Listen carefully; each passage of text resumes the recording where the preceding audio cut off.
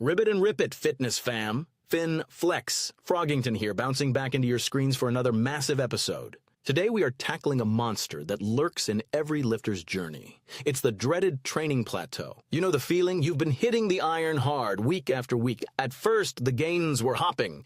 Every time you touched a barbell, you added weight. You felt unstoppable. But suddenly, out of nowhere, you hit a brick wall. You feel like a toad stuck in the mud. Your bench press won't budge. Your squats feel heavier than a hippopotamus. You are working just as hard, sweating just as much, but the scale and the barbell simply refuse to move. It is incredibly frustrating. You might even start doubting your routine, your genetics, or your diet. You wonder if you've reached your absolute limit. But don't croak on me yet. Hitting a plateau is actually a fantastic sign that you are leveling up in your fitness journey. It means your body has successfully adapted to the stress you've been putting on it. Your nervous system has become highly efficient. Your muscle fibers have grown stronger. To keep growing, we need to master the science of progressive overload and smash through that wall. Let's hop into the science. To understand plateaus, we need to look at the General Adaptation Syndrome, formulated by scientist Hans Selye. It has three distinct stages: alarm, resistance, and exhaustion. When you start a brand new workout program, that is the alarm phase. Your muscles are shocked. They sustain micro-tears, and your body sounds the alarm, scrambling to repair the damage and recover. Next comes the resistance phase. Your body rebuilds the muscles bigger and stronger so they can easily handle that exact stress next time. This is where adaptation happens, and it's the core of all muscle growth. Your body builds armor against the stress you applied. But here is the catch. Once your body is fully adapted, it enters a comfortable state of homeostasis. It stops changing. If you keep doing the exact same workout with the exact same weight for the exact same reps, your body has no reason to grow. Why build more muscle if you already have enough to lift the weight? Your body is a highly efficient, energy-saving machine. The repeated bout effect means that doing the same thing yields diminishing returns.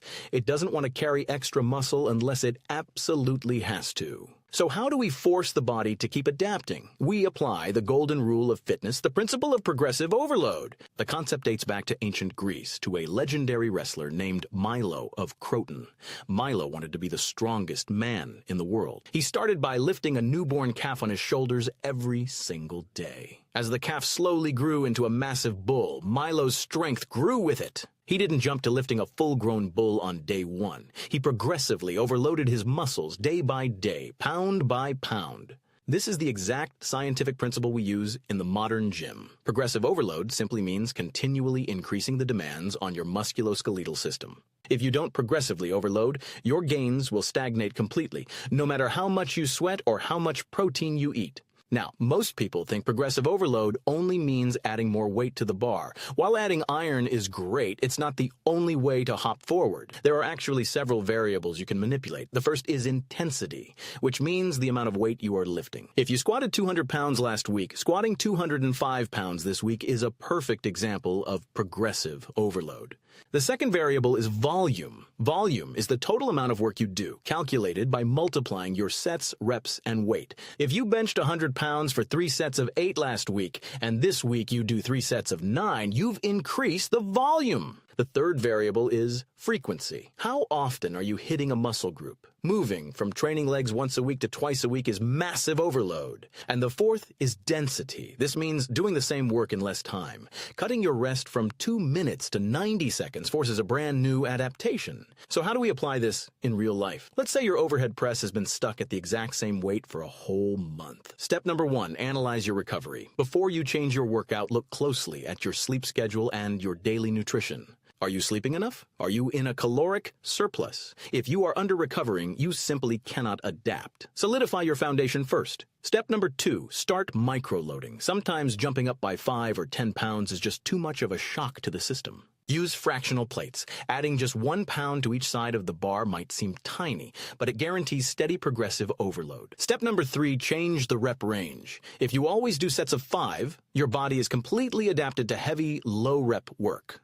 Drop the weight and do sets of 12 for a few weeks. This stimulates different muscle fibers and forces a completely new growth response. Step number 4, improve your technique and range of motion. Going 2 inches deeper on your squat makes the exercise significantly harder. Better form means more tension on the muscle. Don't let your ego dictate the weight. Perfect the movement and the gains will follow. Finally, step number 5, take a deload week. I know it sounds crazy, but to get stronger, sometimes you have to lift less. When you train hard for weeks, invisible fatigue accumulates in your nervous system. During a deload, you drop your weight and volume by 50%.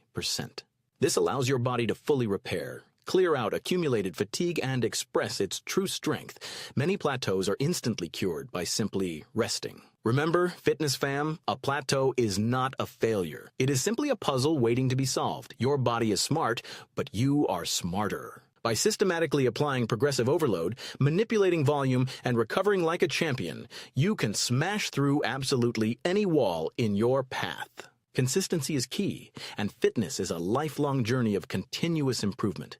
Keep tracking your workouts and never, ever give up. You have the power to build the strongest, healthiest version of yourself. So grab that water jug, hydrate, and let's leap over these obstacles together. In our next episode, we are going to dive into the mind-muscle connection, workout programming, and how to structure the perfect training split for your specific goals. Until then, keep jumping higher, keep lifting heavier, and stay phenomenal. Ribbit and rip it, everyone.